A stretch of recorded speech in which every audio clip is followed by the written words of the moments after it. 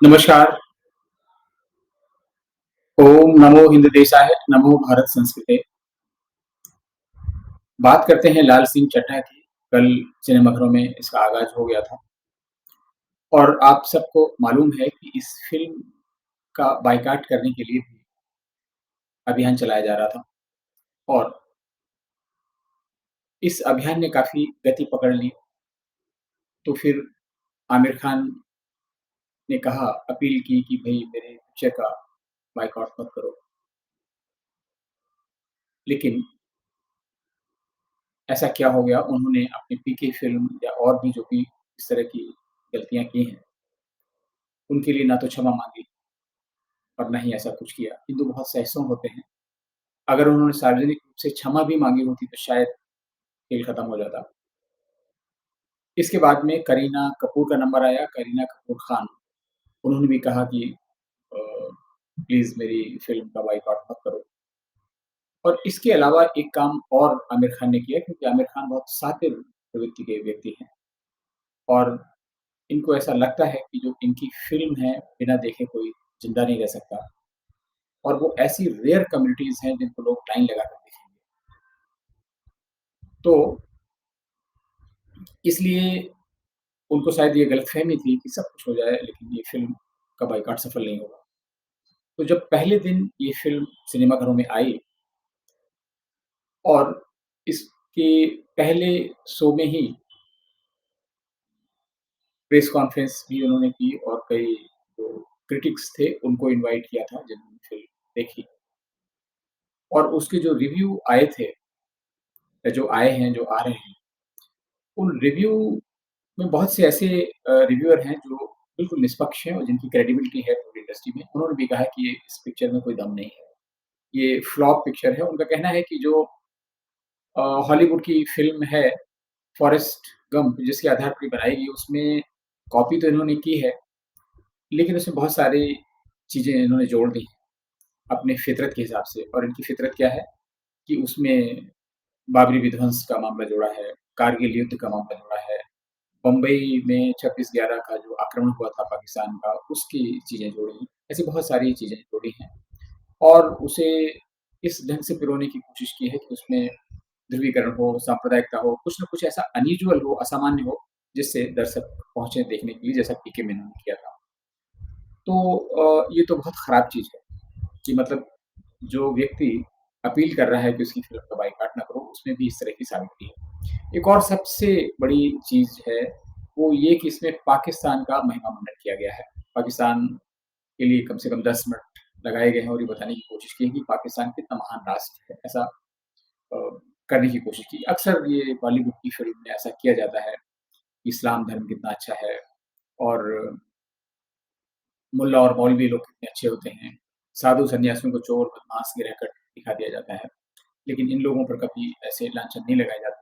तो ये सब तो होना ही था, ये सब उन्होंने किया भी। लेकिन सबसे बड़ी चीज़ ये है कि इस पिक्चर का बॉक्स ऑफिस पे पहले दिन का कलेक्शन 10 करोड़ के आस-पास सिमट गया। 10 करोड़ कलेक्शन का मतलब है पिक्चर का पूरी तरह से फ्लॉप हो जाना और इस 10 करोड़ में क्या-क्या शामिल है? पहले दिन की जो बुकिंग आमतौर से बड़े स्टार्स की जो बड़े बैनर की जो फ़िल्म होती हैं उनके लिए कॉर्पोरेट बुकिंग हो जाती है, लोग पहले से बुक करते हैं। कई बार तो जो डिस्ट्रीब्यूटर होते हैं, जो सिनेमा ऑपरेटर्स होते हैं, वो भी बुकिंग दिखा देते हैं ऐप के ज़रिए और उसका फ़ायदा उनको ये होता है कि अगर फ़िल्म सुपरहिट होती है, तो जैसे-जैसे वेरिएबल प्राइसिंग रहती है, टिकट का प्राइस बढ़ता जाता है, तो ₹100 का टिकट है, वो 300 का हो जाएगा, जो 300 का है, वो 500 का हो जाएगा, इस तरीके से तो उनका फ़ायदा बढ़ जाता है। तो कई बार ओवर बुकिंग दिखा देते हैं जानबूझकर और ये निश्चित रूप से ऐसा किया गया होगा तो उनको मालूम था। लेकिन जो सिनेमा घरों में बैठे हुए दर्शक दिखाई पड़े, उनका जो टोटल ऑक्यूपेंसी है वो 10 से 15% के बीच ही रही। तो आप समझ सकते हैं कि फ़िल्म का स्तर क्या रहा होगा। अगर हम पहले दिन की इस बुकिंग को छोड़ भी दें, तो जो आज दूसरे दिन की जो बुकिंग के अब तक के नतीजे आ रहे हैं, उसमें भी कोई बहुत उत्साहजनक नतीजे नहीं आ रहे हैं और इससे ऐसा लगता है कि पिक्चर अ, बुरी तरह से फ्लॉप हो रही है और सबसे बड़ी चीज़ है कि अक्षय कुमार की जो रक्षाबंधन आई है, उसके मुकाबले भी ये फ़िल्म बहुत पिछड़ रही है। और जो आमिर खान कैंप के लोग हैं, उन्होंने कहा कि स्लो स्टार्ट हुई है मूवी और धीरे-धीरे गति पकड़ जाएगी, लेकिन ऐसा नहीं है। स्लो स्टार्ट तो है, लेकिन ये स्लो स्टार्ट होते-होते लेट स्टार्ट हो जाएगी और स्टार्ट फिर नहीं होगी, ऐसा लोगों का मानना है।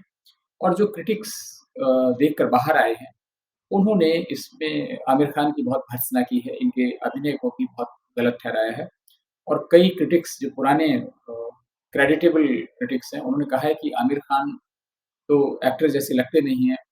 जितनी भी फ़िल्में हैं, उनमें एक ही तरह का मुँह बनाए रहते हैं और ऐसा लगता है कि उनके पास आर्ट नाम की चीज़ नहीं है, वो सिर्फ़ हिंदू-मुस्लिम और इस तरीके से कटाक्ष जो करते रहते हैं हिंदू धर्म पर, उसी को भुनाते रहते हैं। और ये फ़िल्म तो नकल की है और उसको नकल करने में भी अकल का इस्तेमाल नहीं कर पाए और इसलिए जो फॉरेस्ट गम्प हॉलीवुड की मूवी है, उसके मुकाबले कहीं भी नहीं ठहरती। इसलिए उन क्रिटिक्स ने खुद ही कहा है कि ये पैसा वेस्ट है, जो भी कोई देखने जाएगा। और इसके पैरेलल आमिर खान ने अपनी सेना तैयार कर दी थी, करीब 50,000 लोग पूरे भारतवर्ष में लगे हुए थे, जो बायकॉट ट्रेंड चल रहा था, उसका जवाब देने के लिए। और वो सारे लोग आकर बहुत अच्छा बता रहे हैं, इसको बहुत अच्छा बता रहे हैं, पैसा वसूल बता रहे हैं। तो ये देखने की बात है और ये बहुत अच्छा रहा। अ, बायकॉट का जो फ़र्क है, वो बहुत ज़्यादा पड़ा और उनको ये मालूम हो गया होगा कि फ़र्क तो पड़ता है भई। इसलिए जैसे-जैसे दिन गुज़रते जाएँगे, ये मूवी पिटती जाएगी और एक और खबर आई कि जब पहले दिन ही ये रिलीज़ हुई, तो ये इसकी पायरेसी भी हो गई है, लीक हो गई है और कुछ नेट प्लेटफ़ॉर्म पर ये उपलब्ध हो गई है। जैसे भी हो उसके प्रिंट भले अच्छे ना हों, मीन्स इसकी जो आउटपुट है अच्छा ना हो।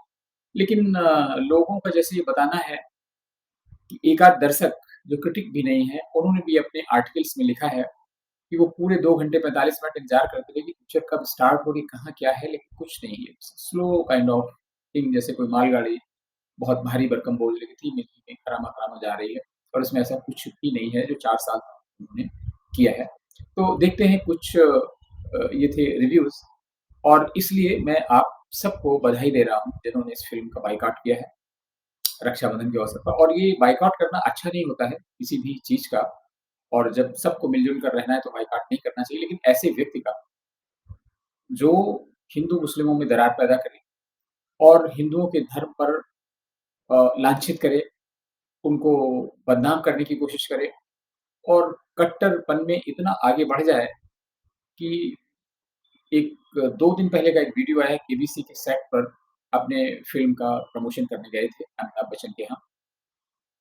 उसमें एक आर्मी ऑफ़िसर बेटी भी थी और उसको बातों-बातों में अमिताभ बच्चन ने सभी से अनुरोध किया कि आप लोग खड़े हो जाइए और सेना में जो बेटियाँ हैं उनको हम लोग सैल्यूट करते हैं। तो वहाँ पर भी अगर इनका आप दृश्य देखेंगे तो बहुत ही अफ़सोसजनक रहा कि ना तो ये उठे और ना ही इनका हाथ उठा। बाद में फिर वो खड़े तो हो गए इधर-उधर देख के और उस शो में इन्होंने 50 लाख रुपए जीते भी। अपेक्षा की जाती है कि जब कोई बड़ा सेलिब्रिटी जाता है और कहीं पर कोई बहुत बड़ा भारी भरकम इनाम जीतता है, तो उस राशि का उपयोग किसी सार्वजनिक काम के लिए कर देता है, दान कर देता है किसी के लिए।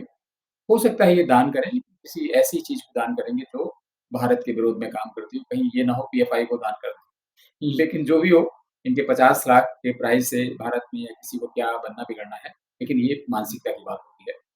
तो फ़िल्म का बायकॉट हो गया, इसका असर भी दिखाई पड़ गया और अब थोड़ा-सा इनका जो एरोगेंस का लेवल है, हो सकता है थोड़ा-सा कम हो जाए। इसलिए आप सभी को बहुत-बहुत बधाई।